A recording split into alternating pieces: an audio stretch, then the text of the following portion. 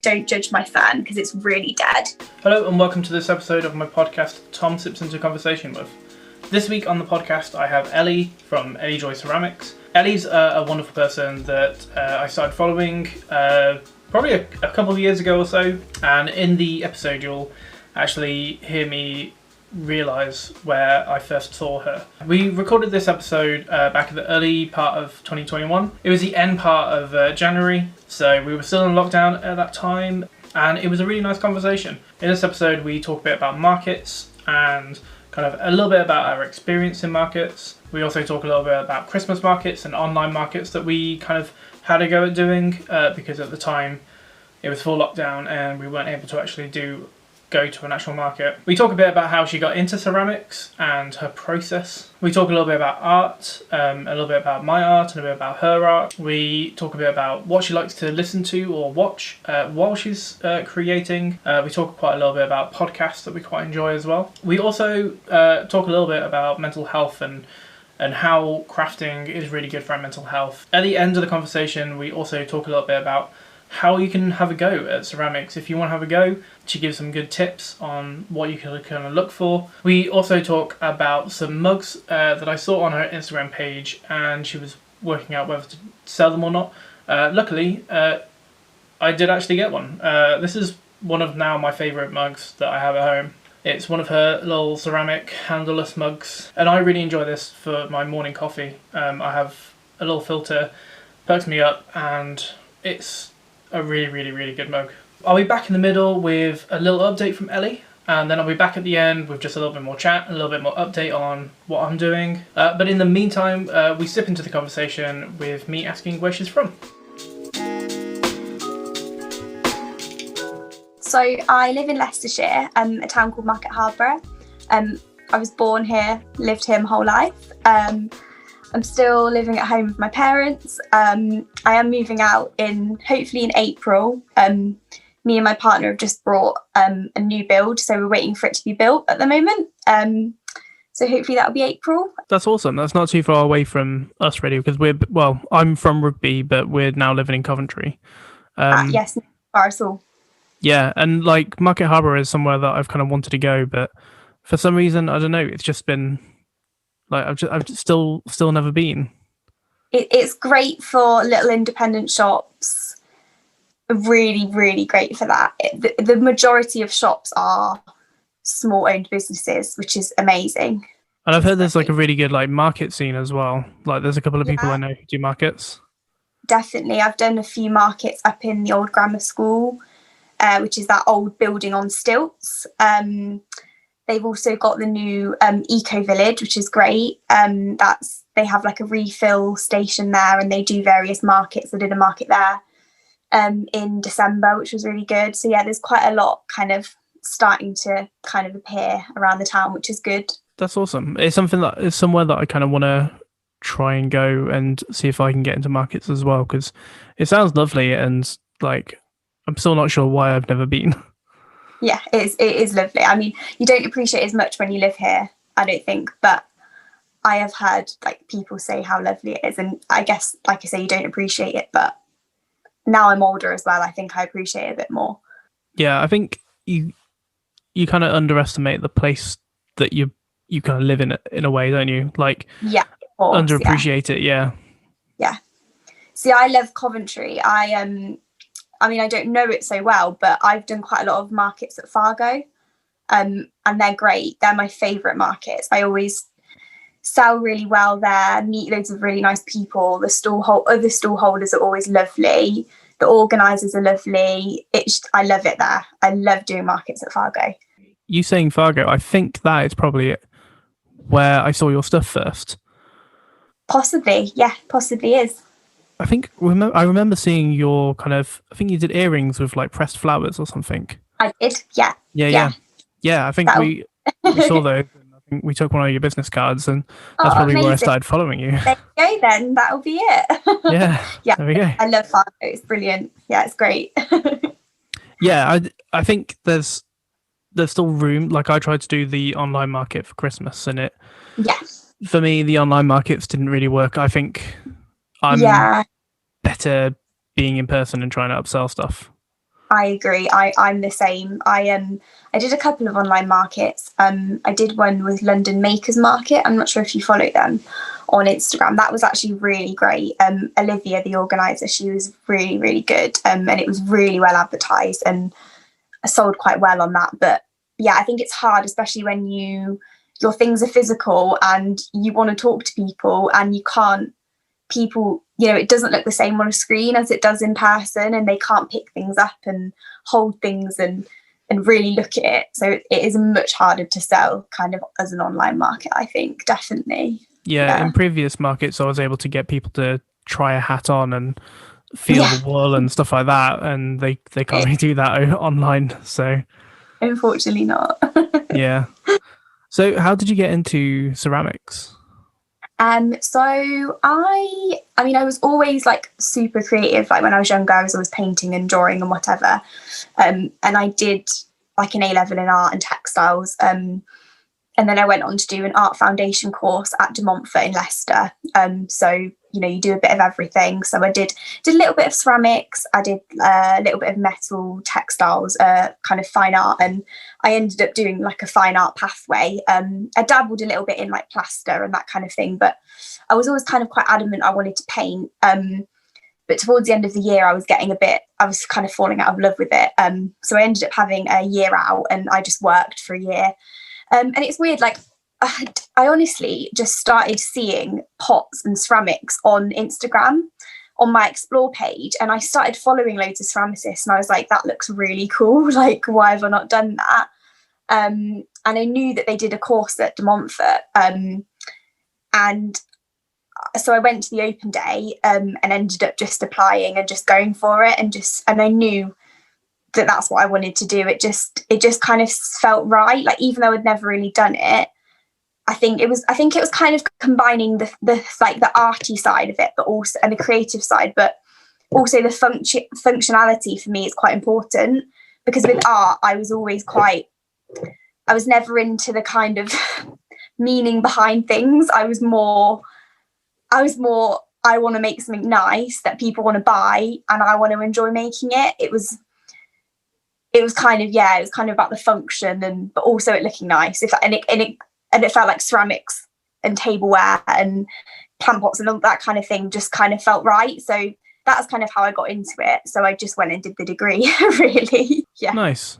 Yeah, because I've dabbled in art and stuff, and I put some art into an exhibition like years ago, and you could submit 3 pieces, and I did one a piece of art that I genuinely loved, and then one that was like just something random that I worked on, and then something that I did that was like really artsy farty and just like stupid meaning and stuff. But they actually went for the piece that I actually enjoyed as well. But I did think that they were going to go for the like ridiculous piece that I and I do get it, and some art is amazing, but for me it was just very pretentious. I kind of got to a point where I was like, I don't want to do that. I don't want to have to explain why I've used that colour. Like, maybe I just like that colour. Or, I liked looking into kind of colour trends, and that kind of thing interested me more. Like, why people tend to go for a certain colour, or, what colour are they predicting people are going to want next year. But I didn't want to kind of be at that point where it was like, okay, I've chosen blue because it represents all this. I'm kind of not into that, and I do understand, and I totally respect people that are, but for me it's not really about that, to be honest. Yeah, I can see, like, looking at your Instagram, you can see how your style has changed, and like looking at your earlier stuff, you can tell that you did a lot more painting and stuff, because you've got more colours and more shapes. And do you want to talk a little bit more about your style? I guess I should probably explain like how I work, because I think when people kind of think pottery and think ceramics, they think of the wheel, like on Ghost, where you throw on the wheel. But my stuff actually isn't made like that. The majority of my stuff is made using a technique called slip casting. So it's kind of like an industrial method of making ceramics. So in Stoke, if you go to the potteries, that's what the majority of, actually I'd probably say 99% of the factories use. So what happens is I use a lathe, so a wood lathe, with a big, massive chunk of plaster, put that on the lathe and I'll carve out a shape. So the profile of kind of whatever I want to make. So if it's a mug or whatever, I'll carve that shape out in plaster. You then take that off the lathe head and you kind of you make a mold from that model. So you put something on that model called soft soap, which kind of makes sure that the plaster doesn't stick to the plaster. So you'll cottle it up, you'll pour it in, you'll take it off, and you'll create this mold, which you then have to dry out for a good few weeks to make it nice and dry. And then instead of using like a ball of clay, like from a bag, I use something called slip. So it's kind of a mixture of dried clay and a thing called a deflocculant. So it kind of helps the clay stay in a liquid form, but without adding too much water. So it's kind of quite chemical. I mean, I don't know a massive amount behind the science, but basically what you do is you pour this liquid into your mold. You leave it for a certain amount of time. So depending on the thickness that you want, but I tend to leave mine in for 40 to 50 minutes, and then you pour it out, you leave it to drain, and it dries in like a shell. So a shell of the mold. You'll then trim the top because you have like a reserve for it to kind of sit in, and then you just pop it out and you've got your shape. So the hardest part is making the molds. I make all my molds myself. While I was at uni, I turned all my models on a lathe, but lathes are quite expensive. So since being kind of in my studio at home, I've been working from quite a lot of 3D prints. So I've been in touch with a local well, I'm not sure where she is actually, a lady in the UK, and she's been printing, like I'll do a quick sketch and she will 3D print what I want. But with some of my other stuff, I've actually made the molds from like a hand built piece. So I'll actually model it out of clay and then make the mold from that. So that's the way I work. So going back to kind of like technique and kind of style and stuff, like towards the end of my third year at uni, like I knew I wanted to do tableware. So I ended up making like a range. I made a big teapot. I made a range of mugs, jugs, plates, bowls, that kind of thing, like full tableware. And what I did was I stained the slip. So you've got your raw clay, but I added different stains. So I had like it was mainly a blue and a pink, and I stained them in kind of various tones. And I also used kind of quite expressive brush strokes within the molds. I kind of layered slips. It was all kind of using those two colours, but kind of applying the colours in different ways. But since kind of graduating and kind of going out on my own, I've kind of moved away from that quite a lot, and I've started looking into more kind of different glazes. So, different kind of reactive glazes and different kind of glaze chemistry.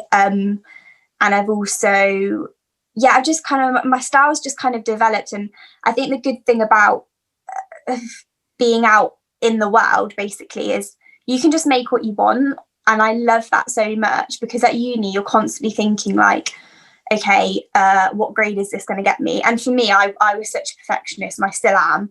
I was always worried about my grades, and I always thought, I want to get a first. But now, I'm at home, I can just make what I want. And it's so nice to just be like, I want to make a nice mug, or I want to make a nice plant pot. So I kind of just make what I want now, to be honest. That's really cool. And it kind of shows as well that you've it shows that you enjoy it. And like, I had no idea about this other kind of style of kind of pottery. Yeah, I had no idea. Because I've seen some of your photos, like you're pouring something into a mold. Didn't really know that was People, I think it's because I'm so used to it, I just kind of assume people know, and people just assume that I throw. And I mean, I'd love to be able to throw. I did a little bit at uni, but I wasn't good at it straight away. And I'm one of them people where if I'm not good at something straight away, I refuse to do it. So I was like, nope, not doing it. So I'd like to do it again. I think I'd like to buy a wheel at some point and kind of just have a go and kind of maybe get into it. Now I've kind of got more free time, not really free time, but I'm not worrying about grades. So yeah, you can kind of do it a bit more leisurely pace rather than thinking that you have to get it done. Exactly. Yeah, definitely. Amazing. Yeah, that's a really nice thing. Yeah. Where do you get your inspiration from? So again, while I was at uni, you always have to kind of have an inspiration. And for me, I kind of looked at I looked quite a lot at architecture. So the shapes that I made and I still continue to make, with, I don't know if you have seen, like, obviously on my Instagram, like a lot of my things, actually I've got a little pot here I can show you. I did this thing called like a stepped silhouette. So it was based on like brutalism, the architecture. So, and the good thing about molds and slip casting is you can make shapes that you can't throw. So for example, so this is a stepped silhouette pot. Also, don't judge my fan because it's really dead. But this has got that stepped silhouette here. Yeah. So I kind of, everything, this kind of shape ran through my whole kind of product line. So I had those, I had mugs that had the step silhouette, and my plates, it was all quite angular. But then I kind of juxtaposed that with the brush strokes and the kind of quite organic, I wouldn't like think about what I was doing. I would just like chuck some slip on it and just like see what happened. And then as well, I also, like I mentioned earlier, I was quite interested in trends, and I thought about possibly going into like buying or something after uni. So I was quite interested in looking at like colour forecasting. So I was always like looking at on Pantone and seeing like what the colours of the year were. So the year that I graduated was 2018 or 2019? 2019, I believe. And the colour of the year was living coral. So I incorporated kind of like a peachy pink coral to kind of say, this is the colour of the year. And then the turquoisey colour that I used kind of was one that Pantone kind of suggested went really well, and I just really liked them. And since then, pink and blue are still just the colours that I tend to like really go for. I'm not sure why. I've just got a thing. It's either pink or blue, a lot of my things. So yeah, no, I'm drawn to the, like, I remember seeing the blue cups, and that coral cup that you've got as well on your Instagram looks awesome. Yeah. I mean now, like, obviously again things have changed, and I would say now I'm, rather than being kind of inspired by things, I'm more inspired by the process. So I'm so interested in kind of what can I make and how can I make it, and looking at different like surface textures, and like I said, looking at different glazes and seeing how they react with other glazes, and how would that work with different molds. And so for me now, it's more just about experimentation, and I'm just constantly thinking, okay, I've done that and I've done that, how would that look together, or that kind of thing. Or trying to, I've got a few examples here of like some of the recent things I've been working on. So I also find that pottery and like ceramics is very therapeutic. So things like this I've been really enjoying doing,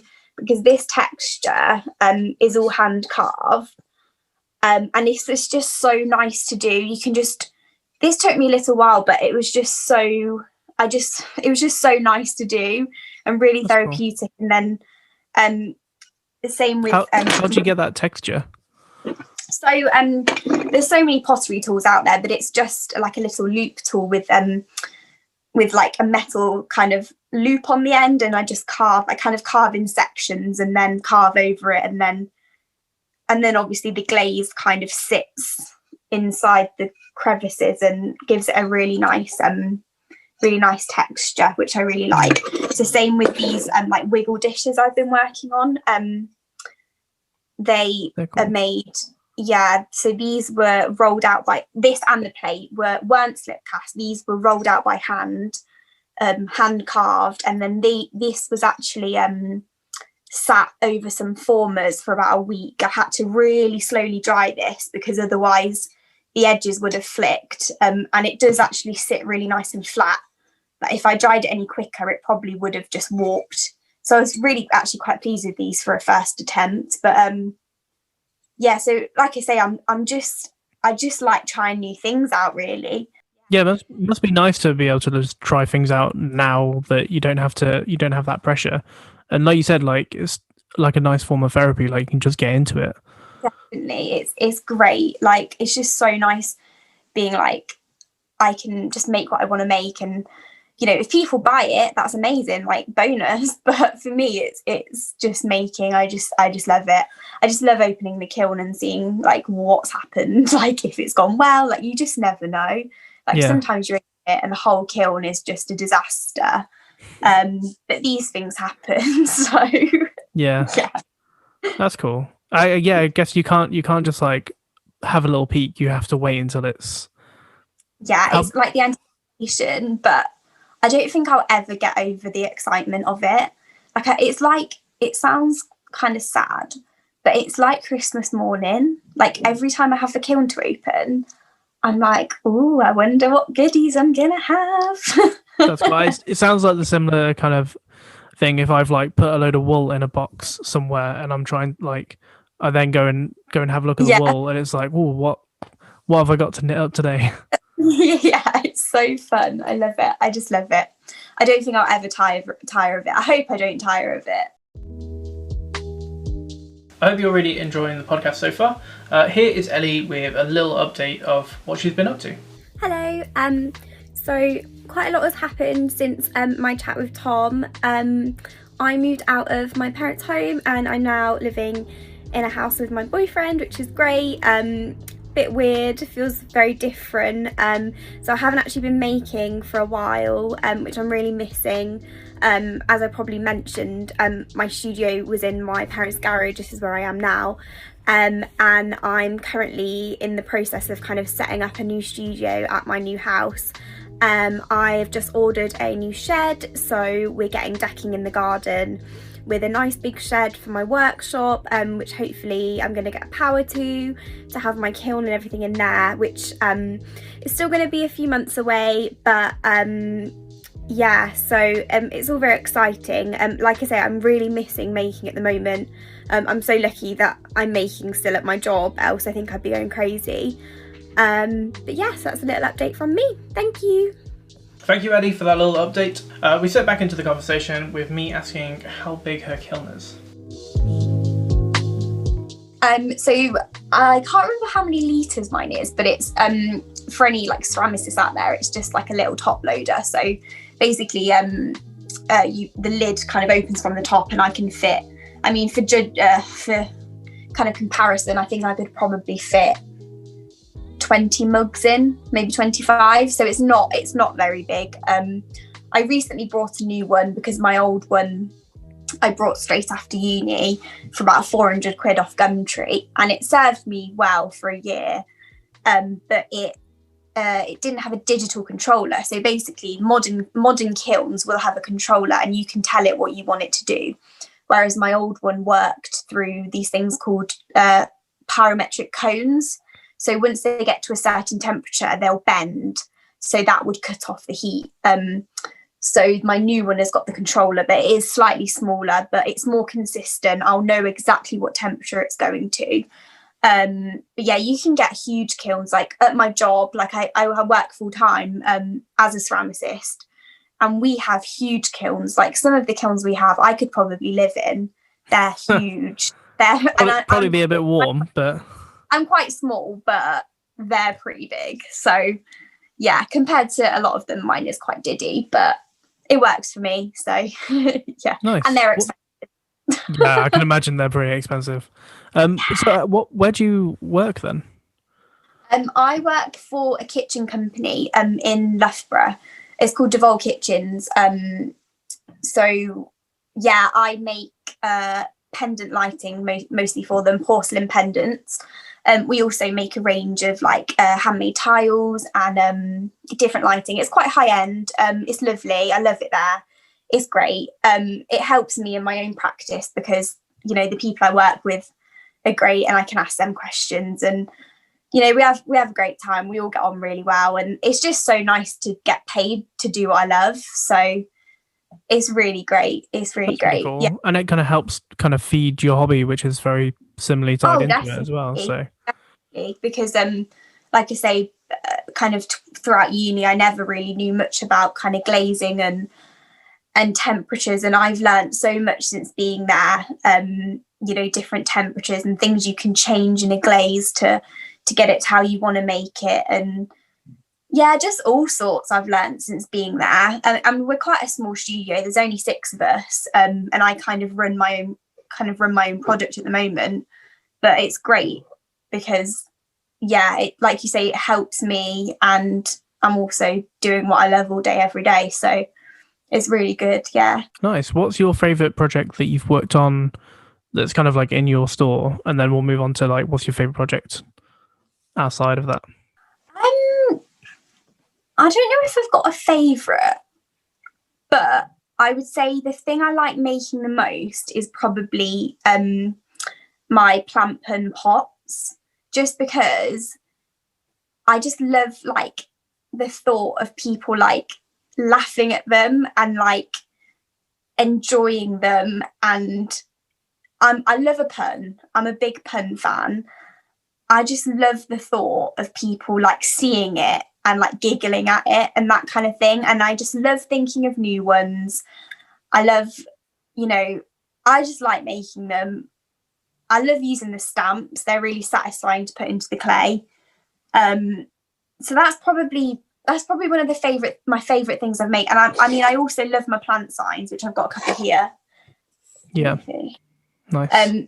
These are great. I really like these. I'm proud of these. I think they work really well, and it's been so nice, like throughout kind of the last year.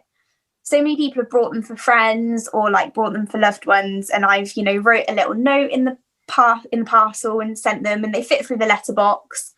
So things like that. I just like fun things. I just don't like to be too serious, to be honest.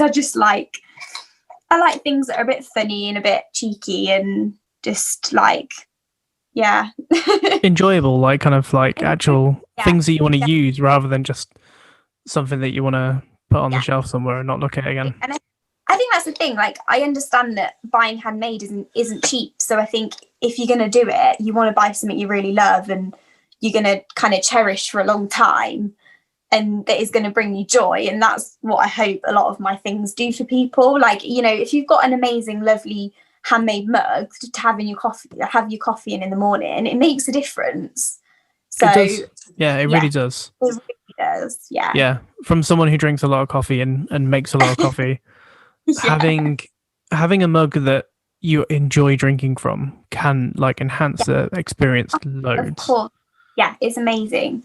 It's crazy. It's crazy how much it can affect, your mood, or just seeing. I mean, I've had some really lovely reviews on Etsy of, again, with these plant signs, and one lady just said, she's dotted them around her house and they always make her laugh when she sees them, and it was just so lovely. I was just like, if I'm bringing a little bit of joy to people, then that's great. Like, that's just what I want to do. So I am. So I actually uploaded, I only made 2 the other week, which I put up on Etsy on Saturday. They've actually both sold now. I was trying something out. I did some marbling within the mould. So I used some cobalt, which is a very strong pigment that you can put into ceramics. And I swirled that around the mould to create kind of a marbled effect, and then finished it with a nice like satiny glaze. And they actually were really sweet. Like I say, both of them are sold, which are great, because I wasn't sure if a lot of people have asked me for handleless mugs, but I wasn't sure whether it was something that people would actually buy or if they just kind of said they would, because it's hard, to kind of make something, and it's a long process to make something that when you're not sure if people will actually buy it. So that's why I only made 2, but I'm definitely planning on making more, because I know it's a lot more popular kind of throughout the last kind of few years to have a really nice handleless mug. And I think my plan is to make some with like the glazes, like obviously like you said on my Instagram, with some nice nice kind of quite simple glazes that, and I'll probably pop them up, and say, they can be used as a plant pot, but they're also all food safe. So you can use them as handleless mugs or for whatever you want, really. So yeah, I've seen it as like a growing trend, and yeah, it's something that me and my partner I like drinking a filter coffee, so it's not too hot. So having a handless like yeah, a proper mug that without a handle should be fine. yeah, So, yeah. do you have any other hobbies? So I'd say like 90% of my life is pots. So work, come home, make more pots. The only other thing I really do is I'm massively into true crime, and I know that's such like a trend at the moment, but I'm fully like top 2% of the true crime fans. So I'm very into true crime, all the documentaries, all the podcasts, constantly driving to work, driving home from work, all night, fall asleep watching it. True crime. What are your kind of favorite true crime podcasts at the moment? So my favorites are Morbid, which is an American. Do you listen to any true crime podcasts? A few, yeah. A few, yeah. So Morbid is one of my favorites. That's two American girls. Really funny, but also like obviously really informative, but also just really funny. My other favorite one is a British one, two British girls. That's called Red Handed. That's really, really good.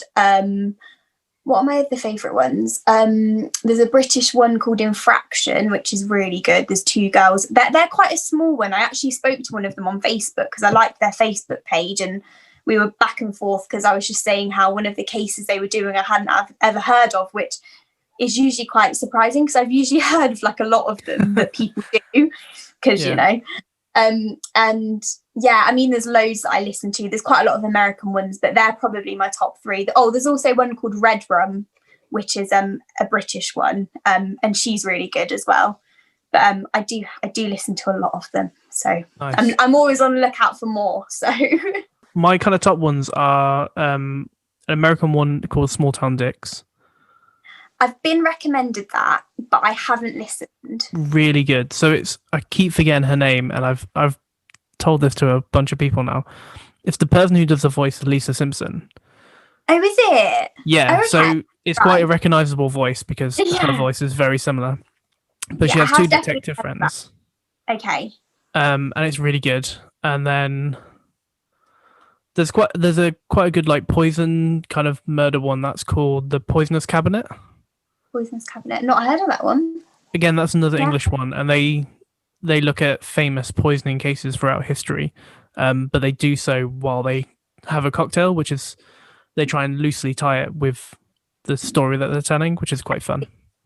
I know it sounds like a bit weird, but I don't find poisoning that interesting. Yeah, some of the episodes. Yeah, they're a little bit more. It's not too bad, but it's a little bit more of a I'll listen to that while I'm cooking or something. I don't have to pay attention to it. Yeah, I think there's a couple of American ones like that. I think there's one called like Wine and True Crime or something, and they kind of match their wine to and I didn't like that one, to be honest. And then the other one that I've kind of really got into lately is one called Bad People. It's on BBC Sounds. I listened to a couple of those, and I'm going to continue. Yes, I quite liked it. Yeah, I thought it was quite good. Yeah, they're really good. Like it's a different take on it because one of them's like a criminal psychologist and the other one's a comedian. So it's just a different take on the whole kind of true crime genre.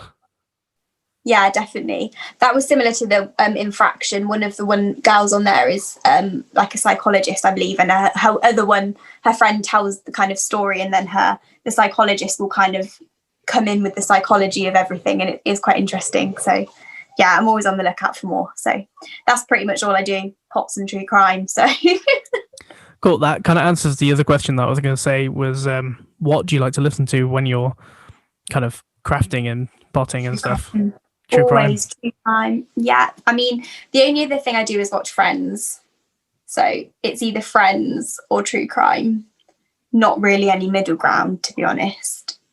I'm getting close to needing to watch Friends again. It's been a while, but at the moment I'm trying to watch The American Office because I've never given it a go before, and I'm on season 3 now. I'm starting getting into it, so I started the first episode and I didn't find it funny at all. you kind of really it's one of those shows. It's that I know people say, but you kind of just need to like second season. People start finding their feet a little bit, but I do like some American stuff, but I do like the British comedies. But I have watched Modern Family, which I think is really funny. It's really funny. Yeah, I like that a lot. Maybe I'll give The Office a go again, maybe, or I'll just watch Friends again. So yeah, I would say just watch Friends again. The Office is good if you got. I mean, at the moment you're still working by the sounds of it quite a bit, so you don't really have the spare time. No, it doesn't really feel like lockdown for me, to be honest. I mean, apart from like not seeing my boyfriend because we both live at home, it's pretty much been the same. I mean, it's horrible not seeing friends and family, and I've got a little nephew who I've not seen properly in like a year, and he's grown up so much, and we FaceTime, but it's not the same. And yeah, that's obviously sad, and not seeing you know, my nan and stuff like that, but it's just got to be done, hasn't it? So yeah. Yeah, we'll get through it in the end, but it's just one of those that's kind of we just got to get through it, really. Yeah, definitely. If people want to kind of give ceramics a go, where would you say is the best place to start? Okay, so I would probably say Instagram or YouTube. The easiest, I mean, I think people always think that they need the tools and the equipment, but you really don't. I mean, I know there's a lot of people now, it's quite trendy, and obviously since lockdown, to use like polymer clay and air dry clay and that kind of thing, which is great. I personally haven't actually ever used it, but that's definitely something you can give it a go. You obviously aren't kind of doing the firings, and you're not actually physically doing ceramics, but it's the same kind of process, really. You can still, I mean, if you want, you can buy a bag of clay like a bag of proper clay online, and you can, if you look at things like, you know, ceramic hand building, you can do pinch pots. They're super easy. You just start with a ball of clay and you just put your thumb in and you just pinch it and you make it into a pot. Or you can do coiling, where you roll out sausages of clay and make like a vessel. And there's a load of, I mean, I'm part of a really good community on Facebook called Ceramics UK. I'm always posting in there, asking people questions like, why has my glaze done this? Why has this happened? And I know that there's so many people out there that do rent out their kilns. I mean, I don't do it at the moment because my kiln's not big enough for even my own stuff. But I know that there's definitely, you know, if people really want to get into it, you know, you can just set up at your kitchen table, jug of water, bag of clay, some knives and forks, really, or some wooden spoons. You don't need the fancy tools. And then have a look online and see who's local to you and who will fire it for you. It is, the community is really, really good. Like, it's really welcoming. You know, people aren't generally snobby, you know, about it, but I think, and there's so many places out there, so many, I understand that it can't go on at the moment, but the majority of cities do have like quite good like clay communities and kind of studios where you can go in and rent kind of kiln space and get lessons and that kind of thing. So yeah, if anyone's like wanting to do it, I just say give it a go. You know, it's got nothing to lose.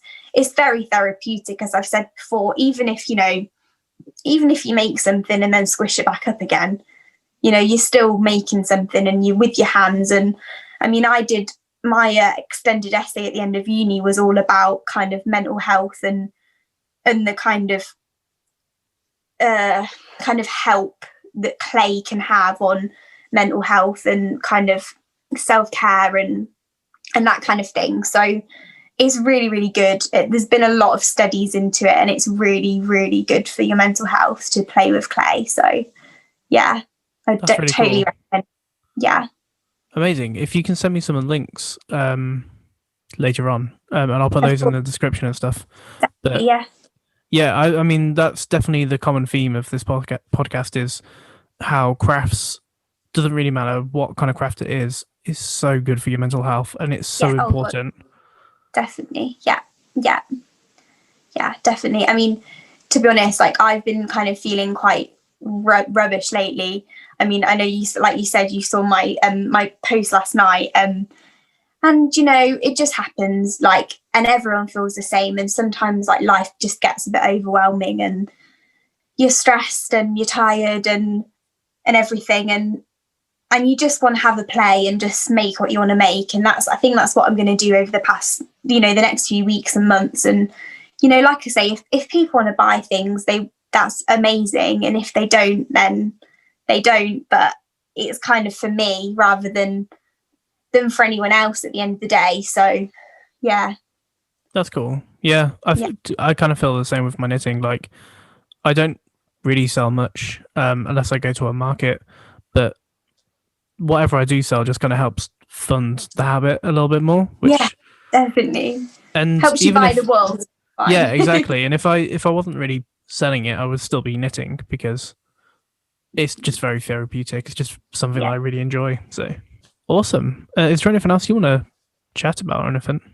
I mean, yeah, like I mentioned, I would just say, you know, people think that it's quite scary getting into a new craft, but ceramics is like amazing, and I'm like so happy that I found it. I honestly don't know what I would be doing now if I wasn't doing ceramics. I honestly have no idea what I'd be doing, and I was so lucky to find it because you know, it kind of gave me everything I wanted. Like I say, it was kind of, it's a creative outlet, but also it's functional, and I can sell them, and people actually want to buy them, and that's amazing. I just, every time someone buys something off me, it's still like just absolutely amazing. And like I've only been selling properly probably for about a year now, and it's just been crazy. Like the amount of people that are buying things off me, I just can't believe it. I just think it's great. So I appreciate it so much.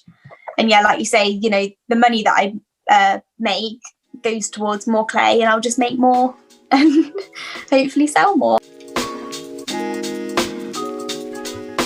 Thank you very much, Ellie, for being on the podcast. I really hope you enjoyed the episode as much as I did. It was really great talking to Ellie. Really great learning about a new craft and a new hobby. It's something I kind of would love to have a go at. So don't forget to like and subscribe, and also follow wherever you're kind of listening or watching this. There was quite a lot of talk about some of the projects that she's worked on and stuff. So if you are listening to this, I would definitely recommend heading over to check out her page, so you can go and check out Ellie's amazing ceramics that she's got on her page, and that is at Ellie Joy Ceramics. What have I been up to this week? So this week, currently, I booked a few days off. My partner Joy has gone to go and get a tattoo, so I'm staying at home to look after the dog. So I also thought, while I've got a couple of days off, I had quite a lot of interest in my vegan pastries that I've just been working on. So I've just finished baking and recording a video on how to make these pastries, so that will be coming up in a couple of weeks when I have time to edit. But yeah, those are really my updates, really. I don't really have anything else to say. Still got a few episodes to go of the podcast, but yeah, I really hope you've enjoyed this. So next week on the podcast, I have Maddie from the Posh Pet Kitchen, and that's a really good conversation, especially if you've got dogs or you're planning on having dogs. It's a really good conversation. Something a little bit different. She's someone who has started her own business, and it looks like it's going incredibly well. So yeah, I hope you have a great week. I will see you next Friday with another episode. Stay safe and take care.